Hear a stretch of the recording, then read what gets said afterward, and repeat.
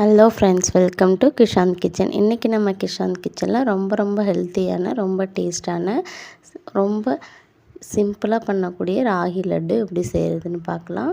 அது பார்க்குறதுக்கு ஒரு பாத்திரத்தில் 2 கப் அளவு ராகி மாவு எடுத்துக்கணும். ராகி மாவு வந்து கொஞ்சம் ஃப்ரெஷ்ஷாகவே இருக்கணும், அப்போ தான் வந்து டேஸ்ட்டு நல்லாயிருக்கும். கொஞ்சம் பழைய மாவாக இருந்தால் கசக்கிற மாதிரி தெரியும். இப்போ 2 கப் மாவுக்கு நம்ம 1.5 கப் அளவு தண்ணி சேர்த்து நல்லா பிசைஞ்சிக்கலாம். கூடவே கொஞ்சம் உப்பு சேர்த்து பிசைஞ்சுக்கணும்.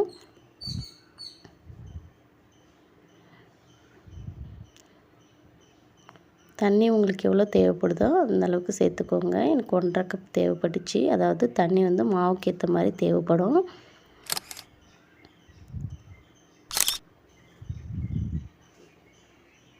பாருங்கள், இந்தளவுக்கு பிசைஞ்சு எடுத்துக்கணும். கொஞ்சம் லூஸாகவே இருக்கணும்.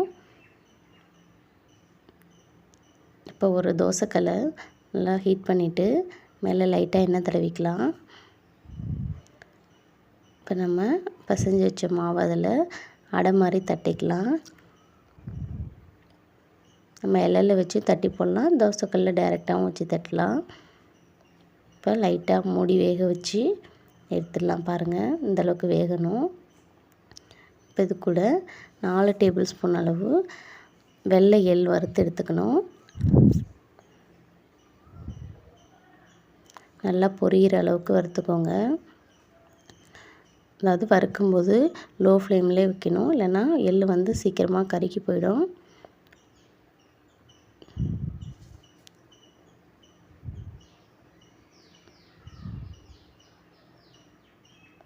நல்லா பொரிஞ்சு வந்துருச்சு. இப்போ இதை எடுத்துடலாம். இது கூட 1 கப் அளவு வேர்க்கடலையே நல்லா வறுத்து எடுத்துக்கலாம். வறுத்துட்டு ஆற வச்சிடலாம். இப்போ நம்ம ராகி அடை வந்து ஆறி வந்திருக்கு. இப்போ இது கொஞ்சம் கொஞ்சமாக பிச்சு போடலாம்.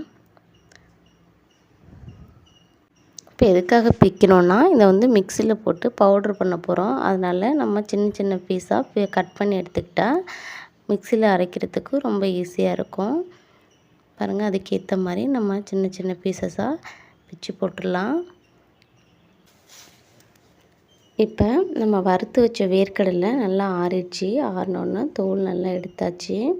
தோலெல்லாம் எடுத்துட்டு இது கூடவே நம்ம வறுத்த எள்ளையும் சேர்த்துக்கணும். சேர்த்துட்டு லைட்டாக கொரப்பாக அரைச்சி எடுத்துகிட்டு வந்துடலாம். பாருங்கள், இந்தளவுக்கு இருந்தால் போதும். ரொம்ப ஃபைன் பவுடராக அரைக்கக்கூடாது. இது கூடவே 1 கப் அளவு வெல்லம் இல்லைன்னா நாட்டு சர்க்கரை சேர்க்கலாம். வெல்லத்தையும் பவுட்ரு பண்ணி எடுத்துகிட்டு வந்தாச்சு. ராகி அடையும் மிக்சியில் நல்லா அரைச்சி எடுத்து வந்தாச்சு. பாருங்கள் எப்படி இருக்குன்னு பொலன்னு. பார்க்கும்போது தான் கொஞ்சம் ஹார்டாக தெரியும் அடையாக பார்க்கும்போது. அதை மிக்சியில் அரைச்சிட்டோம்னா ரொம்ப சாஃப்டாக பொலன்னு சூப்பராக வந்துடும். மிக்சியில் அடிக்கிறதுக்கும் ரொம்ப ஈஸியாக தான் இருக்கும். பாருங்கள், இதை நல்லா மிக்ஸ் பண்ணி விட்டுக்கலாம். ஒன்றோட ஒன்று நல்லா மிக்ஸ் ஆகிற அளவுக்கு நல்லா கலந்து விட்டுக்கணும்.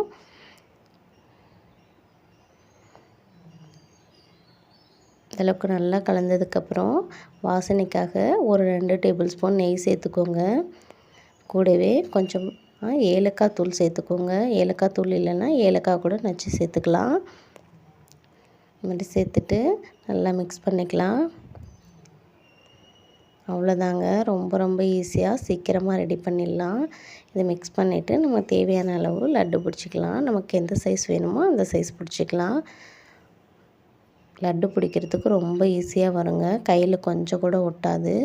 அதே அளவு இதை 1 வாரம் கூட வச்சு சாப்பிட்லாம். அந்த அளவுக்கு டேஸ்டியாகவும் ரொம்ப ஹெல்த்துங்க. குழந்தைங்களுக்கு இந்த மாதிரி செஞ்சு கொடுங்க.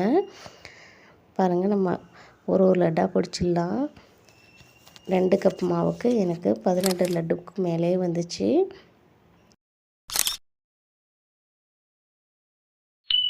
பார்க்கவே எவ்வளோ அழகாக இருக்குது.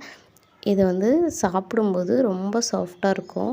அந்த வேர்க்கடலை அந்த எள்ளுலாம் அதில் சேர்த்துருக்கனால அதை சாப்பிடும்போது ஒன்று வாயில் கடி போடும்போது ரொம்ப டேஸ்ட்டுங்க. அது கூடவே எள், வேர்க்கடலை இதெல்லாம் ரொம்ப ஹெல்த்தியானது. நீங்களும் வீட்டில் ட்ரை பண்ணி பாருங்கள். ட்ரை பண்ணி பார்த்துட்டு டேஸ்ட் எப்படின்னு கமெண்ட்டில் சொல்லுங்கள். என்னோடய வீடியோ பிடிச்சிருந்தா மறக்காமல் லைக் பண்ணுங்கள், ஷேர் பண்ணுங்கள், மறந்துடாமல் சப்ஸ்கிரைப் பண்ணுங்கள். வேறொரு நல்ல வீடியோவில் சந்திக்கிறேன். தேங்க்ஸ் ஃபார் வாட்சிங்.